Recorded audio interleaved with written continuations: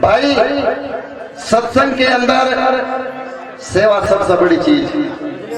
यही स्वामी सुरेंद्रदास जी महाराज बताया करते थे, एक तो सेवा और दूसरा भजन भोजन।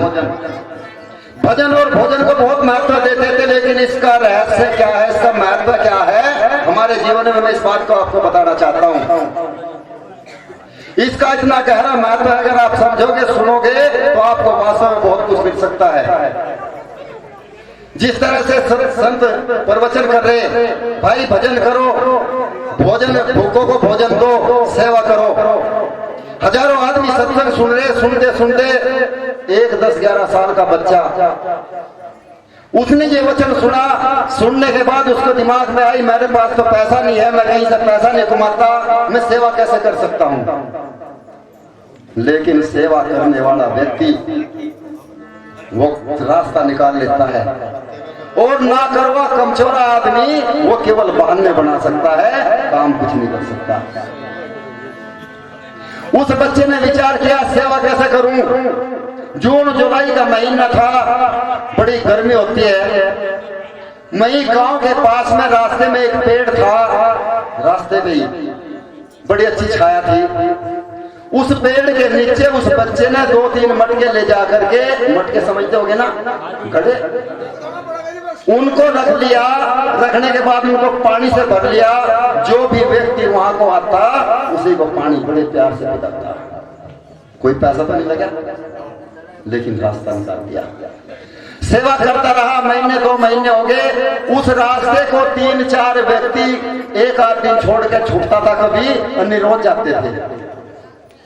उसने उनसे कहा, भाई दोस्त, मैं तुम्हें रोज देखता हूं 2-3 महीने से, आप इस गांव के तो हो नहीं और दहा के भी नहीं हो, क्योंकि आसपास के गांव वालों तो मैं जानता हूं, आप यहाँ के नहीं हो। आप कहां से आते हो, कहां जाते हो, क्या करते हो इधर। उनमें से एक ने कहा, भाई सच्चाई है कि यहाँ के नहीं है, हम बहुत दूर से आते हैं। कि कहां से? बोला, हम हैं यमदूत, नाम सुना होगा ना, हम हैं यमदूत। जब भी कोई व्यक्ति इधर मरता है तो हम उसके प्राण लेने के लिए आते हैं। लड़के ने कहा, यार दोस्त एक बात बताओ, जब आप प्राण लेने के लिए आते हो तो आपको नहीं पता किस तरह चले, अगर कोई व्यक्ति मरेगा उसका पड़ोसी को कुछ नहीं बिगड़ता, घर वाले का कुछ नहीं बिगड़ता, केवल उसी लेके जाओ।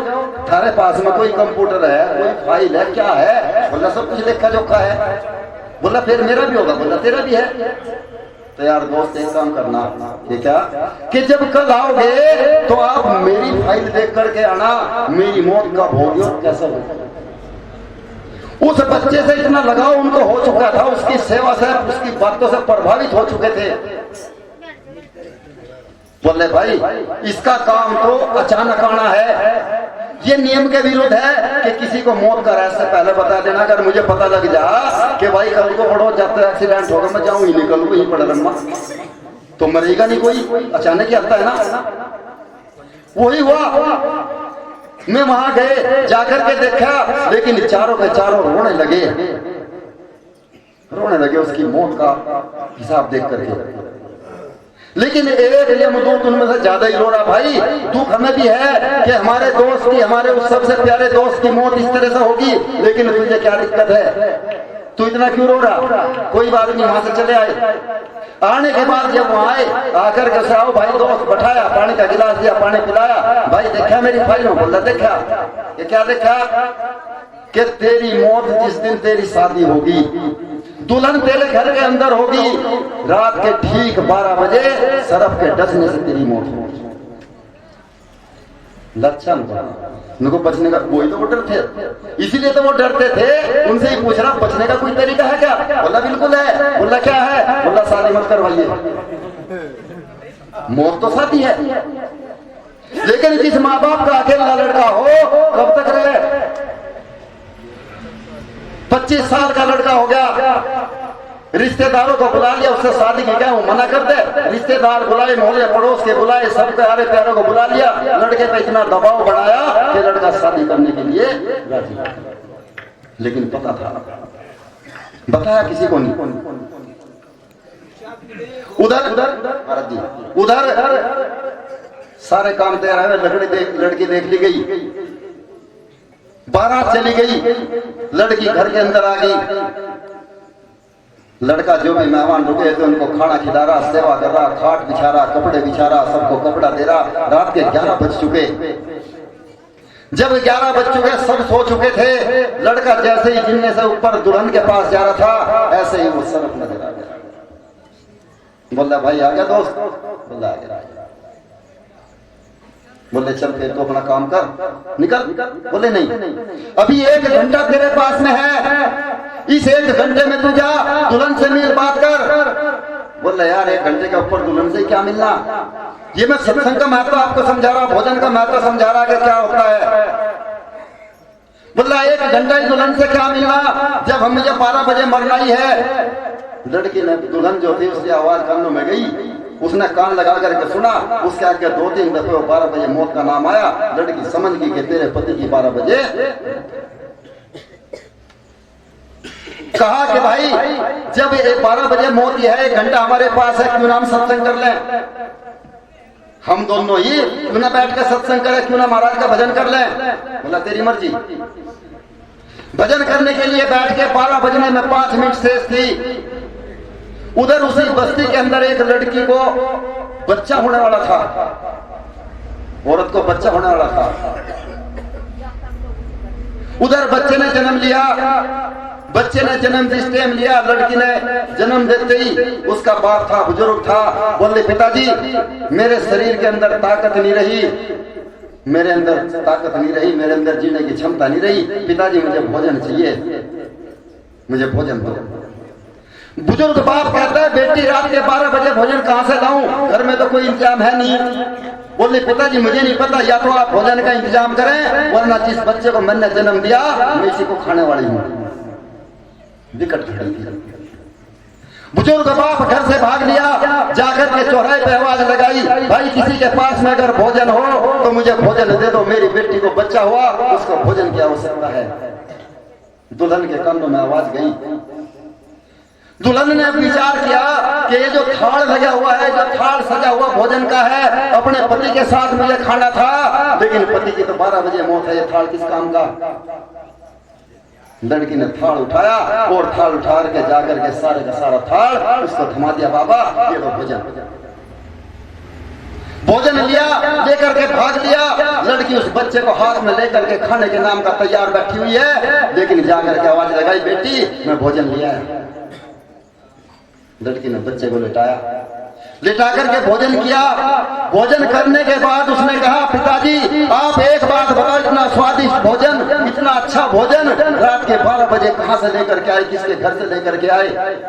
बोले बेटी मुझे नहीं पता किसके घर से आया, लेकिन जिसने मुझे भोजन दिया था वो कोई दुल्हन थी, दुल्हन के लिबास में थी।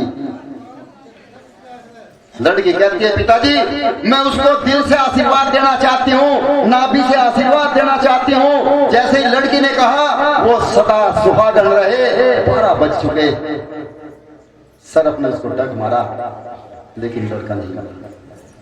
लड़का कहता है 12 बज चुके, चल डंक मार निकल। बोले रे मैंने तुझे 1 दफे नहीं 4 दफे डस लिया, और ये मेरे जीवन का पहला मौका है, वरना एक बार के डसने से हर एक व्यक्ति मर जाता है। मुझे नहीं पता क्या बात है, तो ये मौत क्यों नहीं आई। लड़का कहता है एक बार और कोशिश कर। 5वीं दफे फिर डंक मारा, नहीं मरा। बोला भाई 10 मिनट रुका। आज स्वामी समनदास जी महाराज के वचन याद आते हैं, जिन वचनों को वो कहा करते थे, शायद हम उस समय नहीं समझ पाए। वो कहा करते थे काल हमारा कोकड़ा, यम हमारे गुलाम, और हम चले हैं सदगुरु के, तो किसे करे सलाम, किसे करें। मैं यमदूत भी स्वयं सर्वा सर्वे नहीं होते, वो भी सतगुरु महाराज के अधीन होते हैं। बोला 10 मिनट ठहर। 10 मिनट रुका, रुकने के बाद भाग्य गया, हे गुरु महाराज ये कैसी लीला है आपकी, आज तक किसी व्यक्ति को मैंने एक बार डसा वो खत्म हो गया, लेकिन उसको 5 दफे डस लिया और वो नहीं मरा।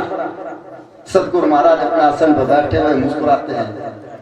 बोले रे वो मरने वाला नहीं है। बोले मतलब यह है कि तेरे साथ में सबसे पहली बात है कि उसने सत्संग किया है घंटा, और सत्संग के अंदर मौत नहीं आई। ये भी सच्चाई है। बोला सबसे पहली बात है कि उसने तेरे साथ में घंटा सत्संग किया, और दूसरा कारण ये है कि उसकी जो पत्नी थी, उसकी पत्नी ने 2 जीवों की जान बचाई। कैसे? कि जिस लड़की ने बच्चे को जन्म दिया था, उस बच्चे को खाने वाली थी, अगर भोजन ना मिलता तो वो स्वयं मरने वाली थी। उसकी पत्नी ने 2 बच्चों की जान बचाई। अब उसकी उम्र 25 साल नहीं रही। बोला महाराज, और बोला अब उसकी उम्र 100 साल होगी, 100 साल। अब वो 100 साल जिएगा। वो यमदूत उस बच्चे की बाबत इतना रोता है, हद से ज्यादा उसी के आंसू गुरु महाराज के चरणों में पड़ गया। महाराज, आप यही तो मैं चाहता था कि मेरे उस प्यारे दोस्त की मौत ऐसे ना हो। आप बड़े दयालु हैं। सत्संग को हम बहुत छोटा लेते हैं, लेकिन अगर गहराई से उतरोगे, गहराई में जाओगे, गहराई से समझोगे, तो सत्संग को अच्छे से अच्छा व्यक्ति समझना बहुत मुश्किल है।